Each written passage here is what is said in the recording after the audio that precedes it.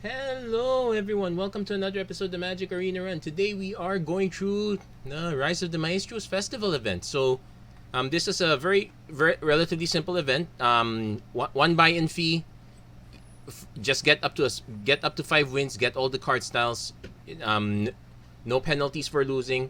So otherwise it's very, how would you say this, very laid back event.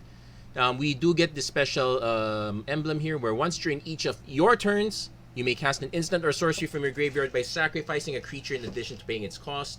If a spell cast this way, you would put it into your graveyard, exile it instead. So, oddly enough, we want to have as many token generators as possible. So that actually led me to going Obscura. Well, the Esper colors, Esper control, very well known for generating a lot of token value. So with that in mind, we have the usual suspects: wedding announcement, Sedgemoor Witch, Jadar Ghoul, Caller of Nephalia. Basically, as many ways to generate tokens as possible. Wandering Emperor is a good one, but also we have as many spells that can eat cards from the graveyard. So we have Sun Gold Sentinel. Let's see, what else do we have? So we have Sun Gold Sentinel, Graveyard Trespasser, Nimble Larcenist Exiles, which is quite good. We have Go Blank, very brutal if we can cast it. And we also have Farewell on the top end. Basically, we're looking for ways to both benefit as much as possible from casting the spells while being able to limit what our opponent can do. We have a few rat effects. We have Divine Purge, we have Path of Peril on the cheap, we have Farewell on the expensive end. Ways of generating tokens, plenty. We also added Vega the Watcher. The ward is a nice touch, but also being able to cast spells from anywhere, which is very good for this event. Oh yeah, I also forgot. We have a Rotten Reunion, also a good way to eat spells from our opponent's graveyard.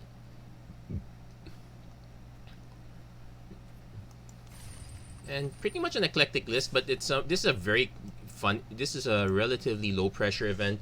There are some people that are just like, oh, we'll just play mono red, the usual stuff, but where's the fun in that?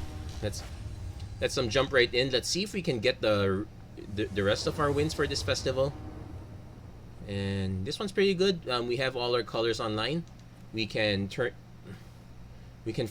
foretell this turn 2. We should be able to get Kaito turn 3. Divine Purge if we need to. Opponent going first, not the greatest thing to happen. Opponent leads off on Deserted Beach. Yeah, let's tell him the same thing. He'll lead off on Deserted Beach too. I would not be... Oh, opponent's going banned. So let's see what... Merge and Sequence. That's their ramp. It's actually this is actually a pretty good one to go into Sequence. So we should be able to mess them up a bit with the Divine Purge. Let's actually double check. This spell cost is permanent. Its owner may play it, so they can actually still replay these lands. So they've actually gotten they still got the benefit of it, but we can neuter their ramp for the time being. Also, unlikely our opponent's gonna cast this by sacrificing their forest. They'll probably find something else to do.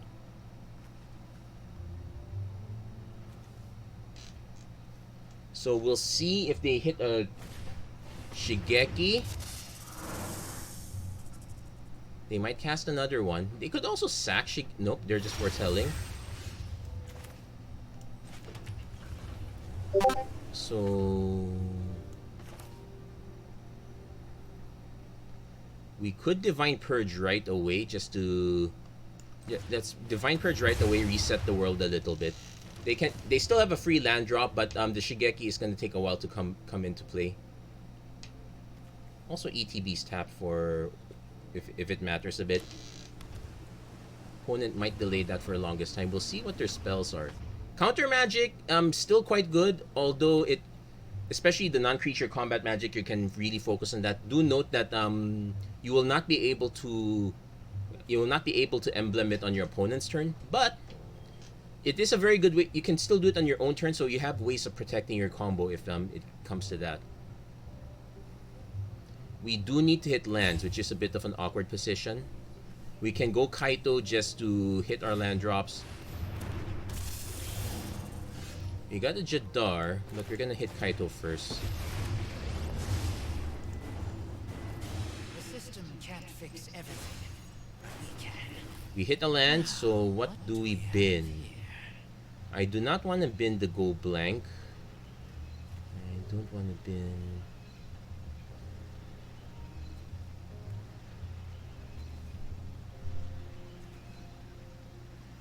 We're gonna probably bin the Adeline. Mage's Attendant is at least still relatively useful here. Yeah, we're gonna bin the we're gonna bin Adeline. Play the land.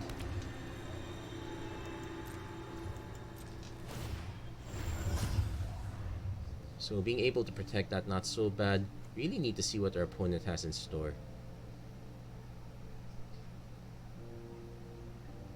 They could just send this back, but this will perpetually cost 4, so it's not quite the budget play that it was.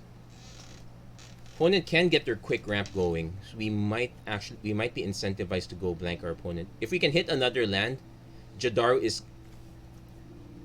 Wedding Announcement would be a beating.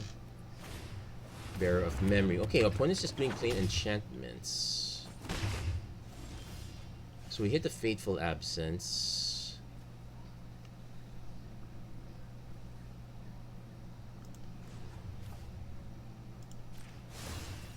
Trying to hit our land drops. We missed a land drop.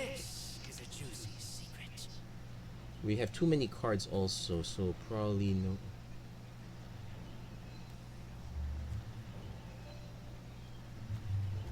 We're gonna bin the Mage's Attendant now. Play Jadar.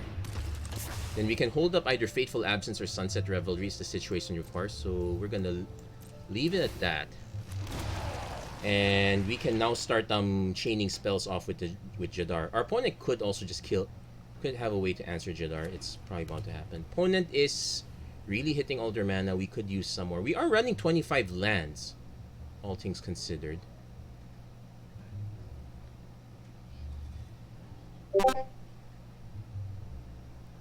We're actually waiting for our opponent to hit a critical mass. I'm really assuming this is either this could be a Starnheim Unleash. This could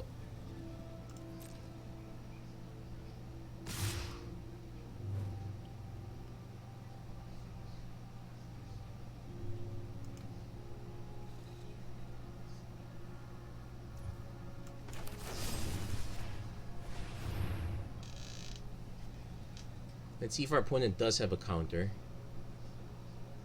I'm probably Snakeskin Veil, okay, but we haven't blocked yet. I could block Jadar right now. I could. Yeah, let's block with Jadar. Opponent can't make this trample anymore. They are short on mana already because of Snakeskin Veil.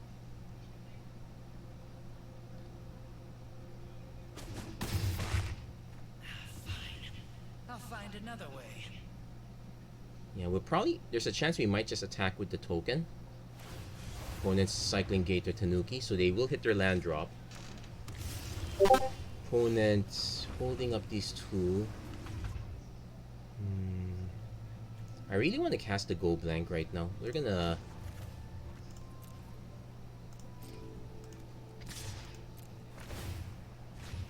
get the attack in. So we lose the token, that's fine. Draw a card because we really need to hit those land drops. Vega is not it. Yeah, we've been kind of suffering on that. Probably going to lose Bearer soon. We're gonna fire off the Go Blank now. Let's force that. If this is a saw it coming, let's force it out. No, it's not. So what did they? Their last card was Exotic Pets. But yeah, missing out mana is quite harsh. Yeah, I can cast this for X equals 0, but I'm definitely not. We're gonna lose Kaito, that's a given. But we did manage to... So we just need to hit her lands, please. Okay, opponent's just gonna start stacking. Nothing too critical.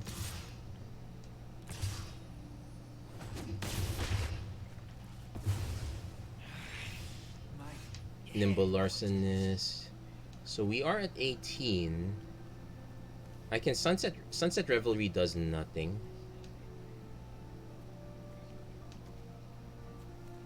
Yeah, we... Oh, wait.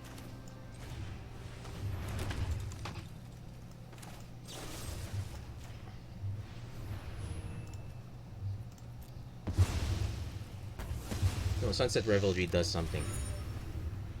We did give them a clue, which is a bit of a disadvantage, but we're kind of at a disadvantage already at this point. Oh yeah, I should show the deck list now.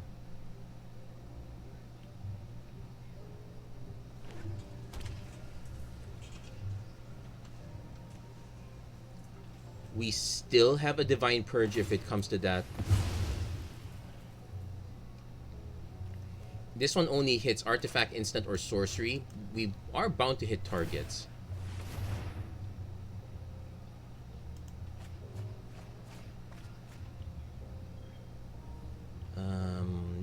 Opponent knows we have...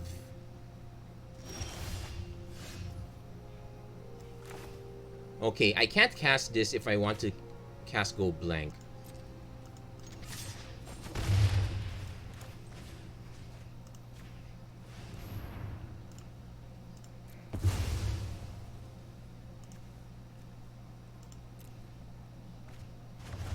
Yeah, just nuke everything. Yeah, break the chain. Unfortunately, that means our opponent probably has something really expensive. We really needed to have one more black mana. Also concerned about this one. Okay, we finally hit our other mana. So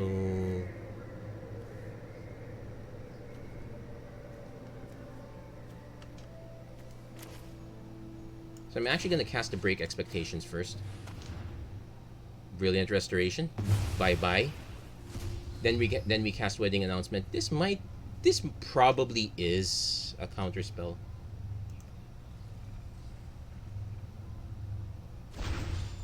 Okay, get themselves a... The World Maker is nice though.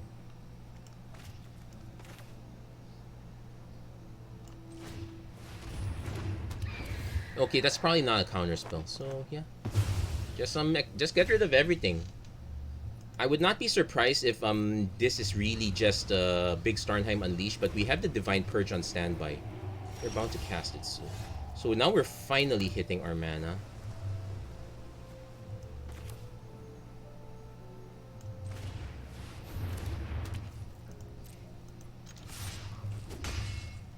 And we probably cast the Vega the Watcher also. Our opponent... This might also be a Doomscar, which would be sad, but... At least we finally put our opponent in a position where they're forced to cast it, get it out of the way. I probably will not cast Starnheim Unleashed anytime. Vanquish the Horde, destroys all creatures, sure. They get to flash this, fire this off again.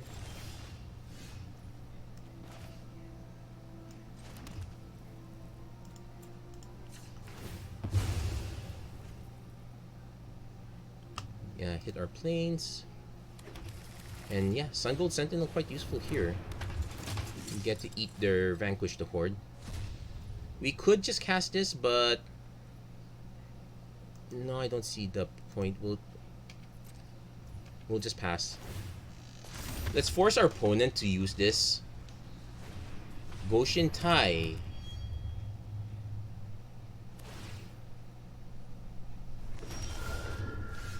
Okay, so we hit the Dismal Backwater. Yeah, Divine Purge is not going to hit this. I can... This has Vigilance. I can swing with both of these just to trade. No, we ideally want to have one more creature just to get past it. So 1, 2, 3, 4, 5. Okay. So...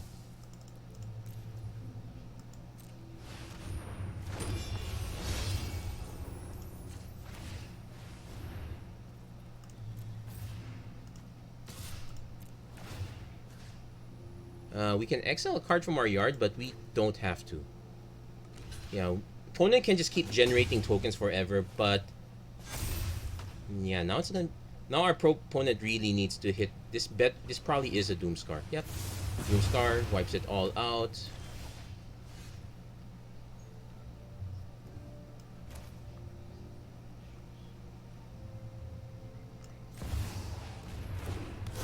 Sunset Revelry not so relevant here.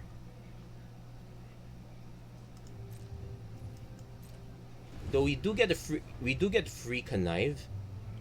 Opponent needs to land a creature and reuse their Doomscar, so they hit the Goshen Tide. Will they Doomscar right away? Probably.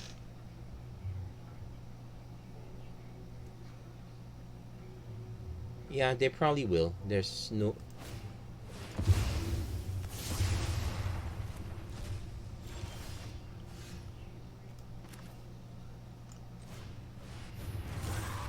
Yep, Serpentine Curve pretty good in this situation too.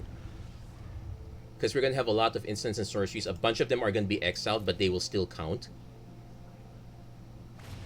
Opponent has sleep. Yeah, sure. We have a parasitic grasp. Doesn't really do much. We can break expectations ourselves, but not quite great. So yeah, we have the advantage. We can just pass. Spirited Companion. Now this is a sorcery, so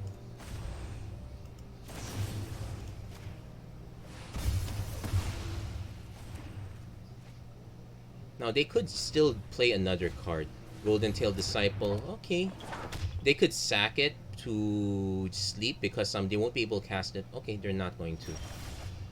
So we have a Raffine's Tower, which we can cycle. Yeah, opponent's just gonna pitch it. That's fine.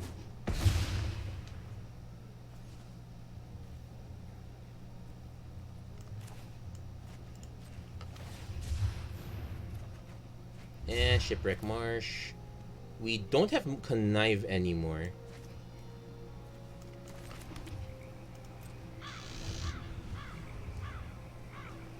We just need to hit one random creature. Fateful Mending. Okay, we can wait on that. But there, we managed to kind of outvalue the deck a little bit. So opponent needs to land a creature and probably sack sleep. Okay, they conceded. Whew, that was a long one. But I'm relatively pleased with that with that outcome. Very grindy, but we had more advantage over time. Go blank really wrecked our opponent's hand. Also, being able to limit the number of times they can cast certain spells, also a big plus. Now I've already tested this deck a little bit earlier, but that doesn't mean. So we already got 2 of the card styles already. Of course, you want to test it a little bit. It also helps that I don't have to re-enter this event so many times. But it's a nice mix. So yeah, we have all our colors. We can play this first. We can Siphon Insight or Parasitic Grasp if our opponent. We can also just foretell Alrund's Epiphany because this is always backbreaking. Yeah, we'll definitely keep this one. Thankfully, this is Alchemy, so no opponent going Cleric class, so life gain. Which is reasonable, especially if our hand is so expensive. So, oh no, not life gain. Well, still life gain. Okay.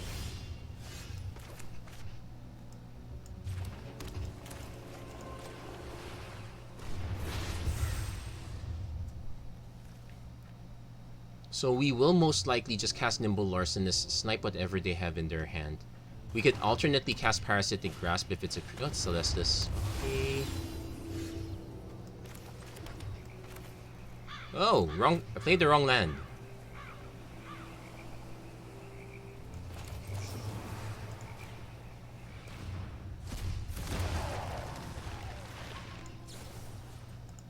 Let's see what they have. We could use lands. We could also use a Meat Hook Massacre. Yeah, Siphon Insight really nice here because your opponent's bound to play really big spells as well. So being able to violate them a little bit.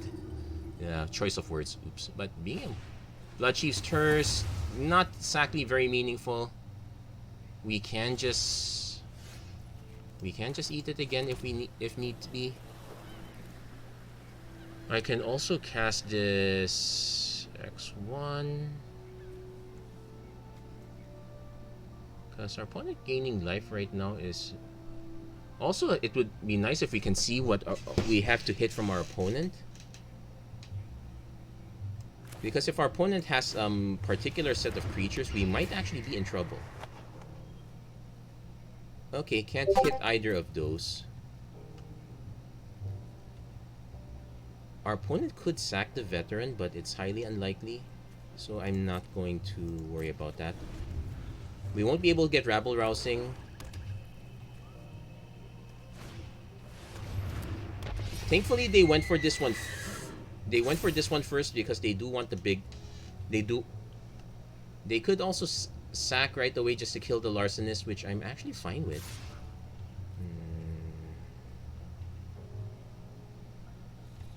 I can block it, but no.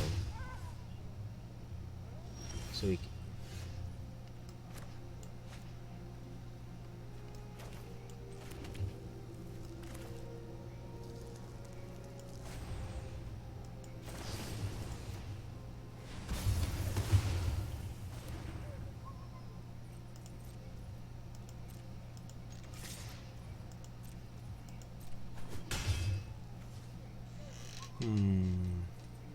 Yeah, we're gonna have a hard time nuking that one by itself. We're probably gonna. We do have some help though.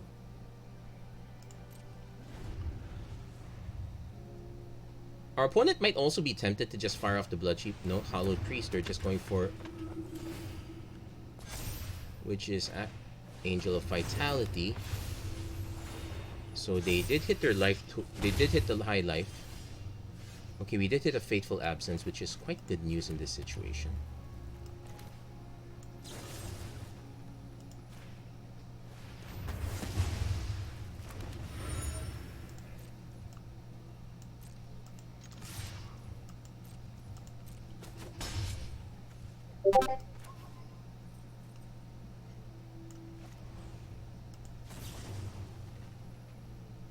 Well, we don't have to cap.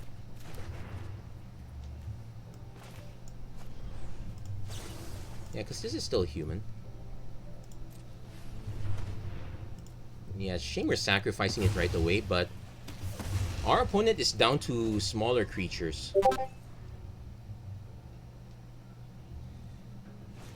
Righteous Valkyrie, quite big. Okay, but we do still have a... Okay, played out a bit. Actually, not too bad. We can still cast Rotten Reunion on the... We can still cast Rotten Reunion eating the Bloodchief's Thirst.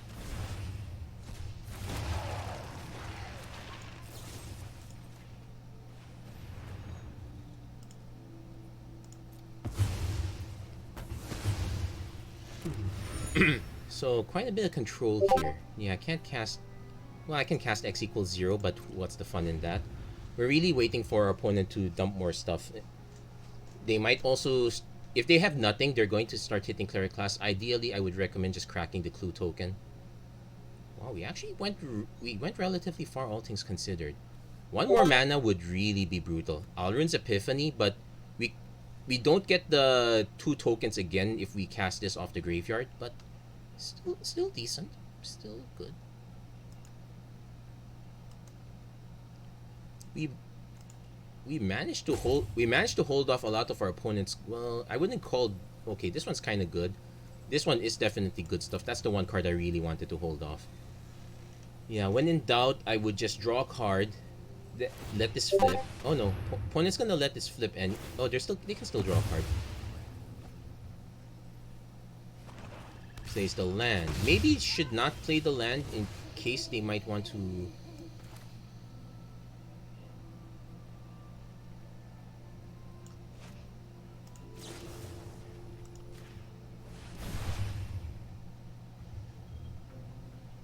We don't have forests, so we'll take the hero's downfall.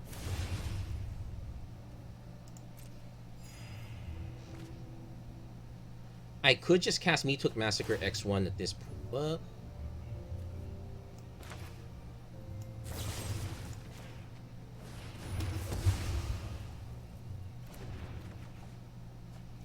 I will note that we did give... That by casting the murder, we just put it in their graveyard, so that's something we need to consider.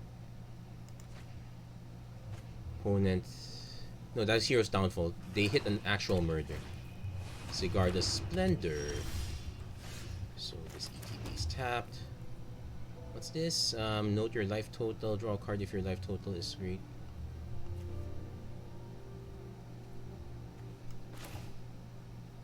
So we're actually gonna foretell this. And then just cast Edgar. Unless our opponent has an Exile effect, these guys not so good. They could just yeah, these are not key to the archive. Oh, I actually forgot to put this one in. There are some really brutal spells our opponent could get. They discard the plate. Swords to Plow is probably Trelisara.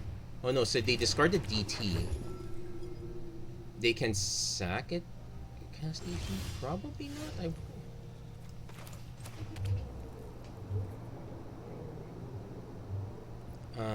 We generally need white, so we can untap. Let's see, 1, 2, 3, 4. Because I want to cast this. X equals 2. I also just want to cast this, so scry 1's better. Yeah, we don't need another land. We're gonna attack first. Opponent can't really do anything about this. So it's probably a good idea not to meat hook massacre your own tokens.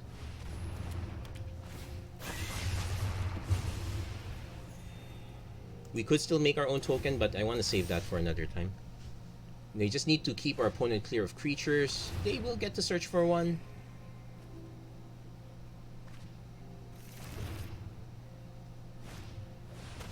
Okay, they... I would not consider binding an effective one. Yeah, binding the Meat Hook Massacre is probably more effective. Luminous Phantom. So they will get to draw a card.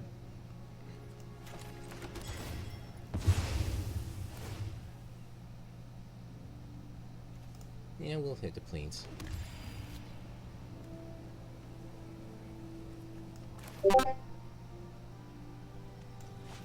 I guess we go rabble rousing first.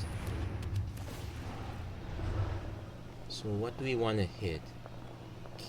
Actually, I want to hit Sungold Sentinel because that eats everything that they have.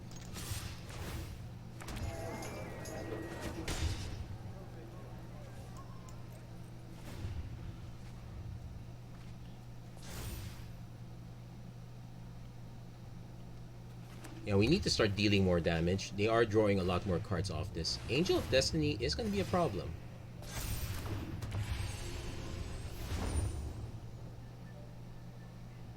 Because this does have double strike and we can't punch through this. Feed the Swarm, destroys it. Okay, that was bad. Okay, it does put your life total a bit lower, so I'm not too unhappy with that. So, but we need to keep an eye out on 35 is the magic number.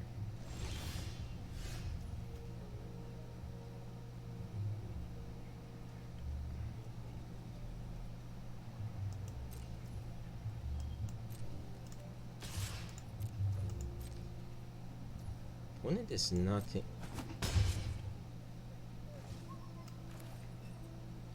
2, 4, 6, 8.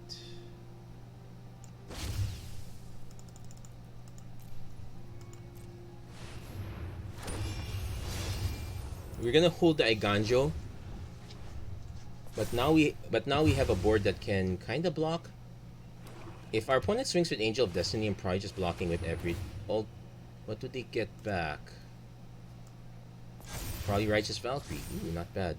So, oh wow, they can distribute all the damage. We might be forced whenever it deals combat damage to a player, you and that player gain that much life. Okay, so just chump block with 1. No trample, no worries. But we now need an answer to this.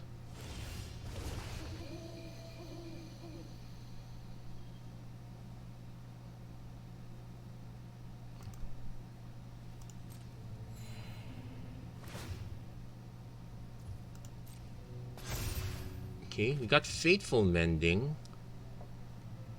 Okay, so we can actually cast the Fateful Mending first. Okay, don't really want those two.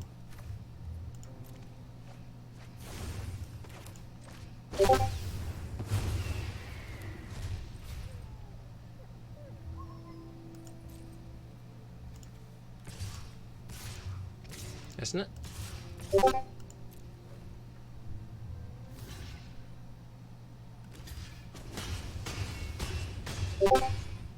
Okay, just getting the life total a little bit lower. We can... Yeah, actually we might need this. Okay, draw. They can choose to draw and discard. Okay, so buffing it up. We need to hit...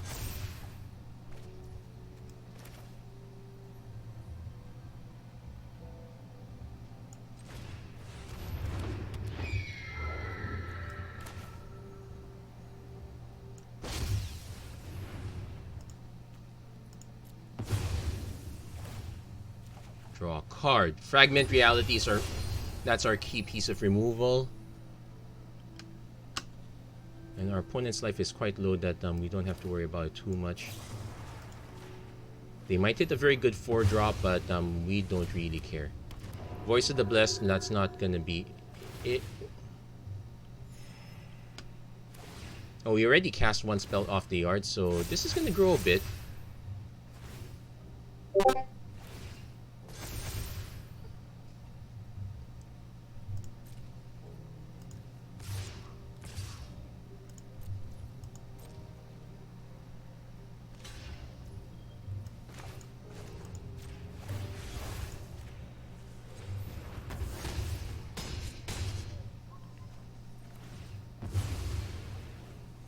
Yeah, the cleric cast combo is quite decent.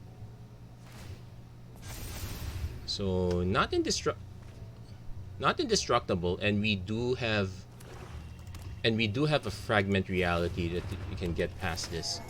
Opponent probably gonna start sniping some of our other cards, but there's a limit to how many they can cast off from the yard. Demonic Shooter. Yeah, they're trying to make this... Well, okay, 2 more counters makes it indestructible, but not that Fragment Reality cares. Having Exile effects is quite good here. Opponent is searching for a particular card. Invoke Despair.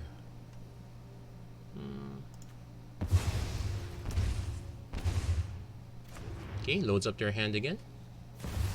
Ethereal Escort. This only affects cards in hand if I'm not mistaken. Yeah, choose a card in your hand. So I could just take the 12. Yeah, I'm just gonna take the 12. There's no real benefit. So we'll cast Fateful Mending from the yard first. That should draw us a free card as well.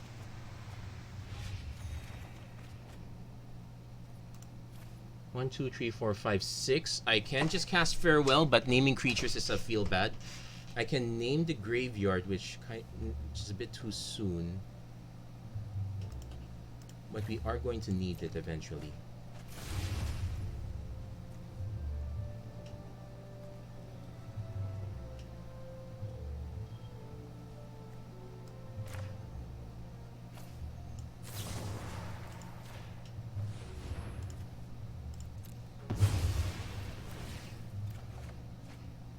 Oh, Wandering Emperor is a good fit here.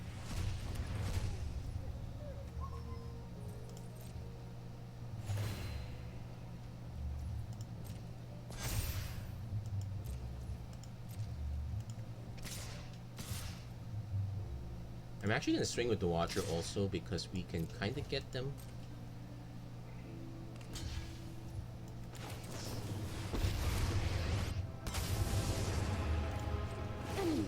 And opponent concedes. We too many tricks of the trade. Not bad. That was actually a bit of a nail biter. Opponent was gaining so much life.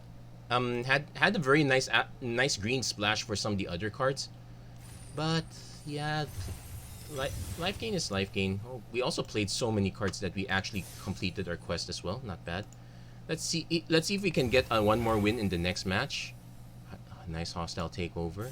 I probably will not use the styles for the festival, just so that I don't, because it'll be a bit unfair when we do get to the Obscura festival and I've already played the cards.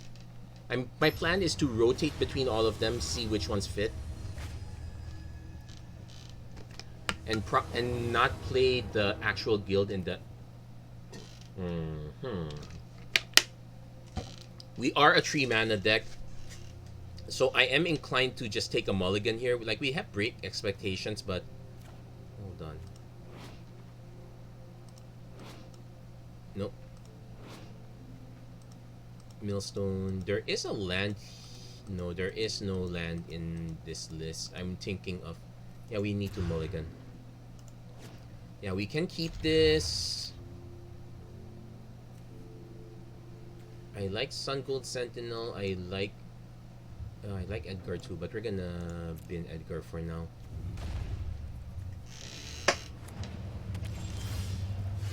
Actually have a nice setup. I can choose between turn 2 Sun Gold Sentinel if our opponent casts something.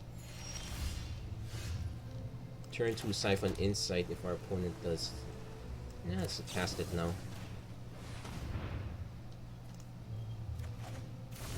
Though there is an argument for actually taking their lands, but our opponent is playing a true control deck here. They are playing a lot of lands tapped, so that's something.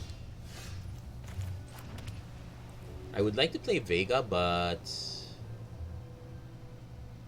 I also like to play Sedgemoor Witch.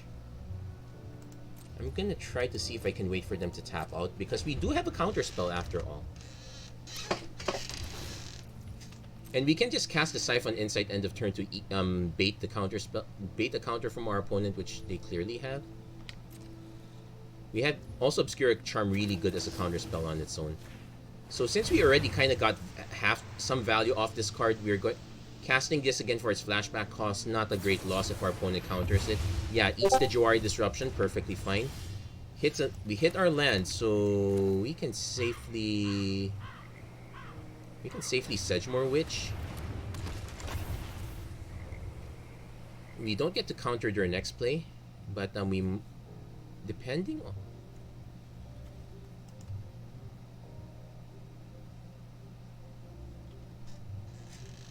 Vega would be a really nice play though, but yeah, let's see what our opponent's follow-up is. They clearly have 6 mana next turn.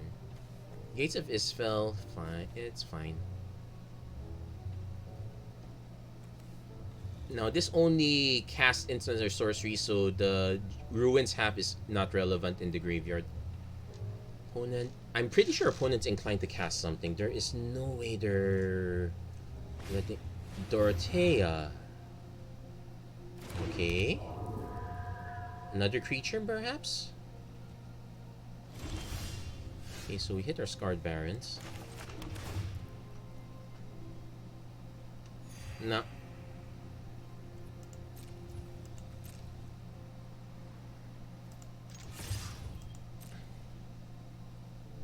Let's see what their spell is. No.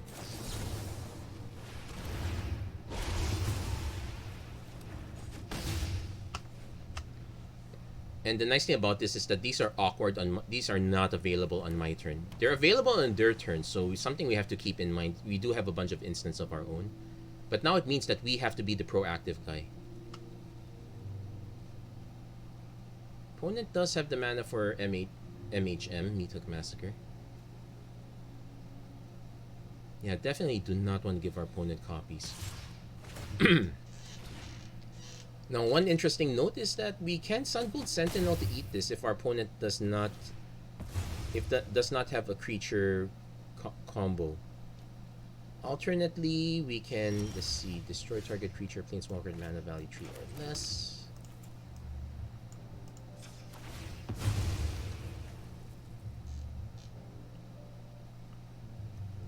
Yeah, we need to set up our lands. We have lots of black already, so we're gonna go for the white. I want to play Rafine. but we kind of want to have Rafine with Obscura Charm backup.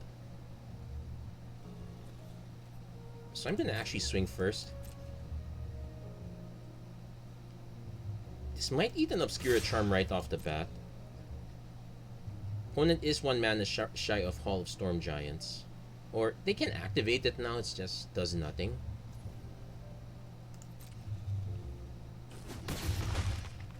Also note, these are all counter spells. The only thing useful is Dorothea, so we're actually going to just cast the Sun Gold Sentinel now. If they choose to counter it, I guess I'm fine. I don't need... Oh no, they're just going to draw 2, discard 2. Draw 2, gain 2 life, sure. So the Obscura Charm is going to be so important here. So first, eat Dorothea.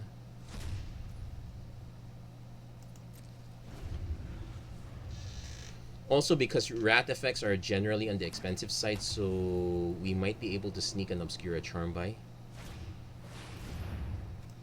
Like now. One of the few cards that actually has a counter mode, so I'm willing to play it. So they can cast it from the yard. Also note that this is the only spell I have left. Wow, I've been eating through. Okay, so we're gonna actually do Forsaken, naming white usually. No, opponent concedes. Okay, we were gonna get through. Yeah, we would definitely eat the by invitation only. Yeah, looks like our that was a pretty good one, if I may say so myself. I don't know if all the other matches are gonna go by this easily, but this is a pretty solid run. We got our remaining 3 wins. And I didn't have to make that many changes. So, for our efforts in this event, we got the Maestros Ascendancy itself. Once during each of your turns. Yeah, so basically it's the Ascendancy symbol. That's going to be it for this episode of the Magic Arena Run. If you like what you saw, please don't forget to like, share, and subscribe. Turn on notifications and whatnot. And as always, thank you so much for watching. I hope to see you guys again next time. Take care. God bless. Stay safe wherever you are. Have a great week, everyone. Take care.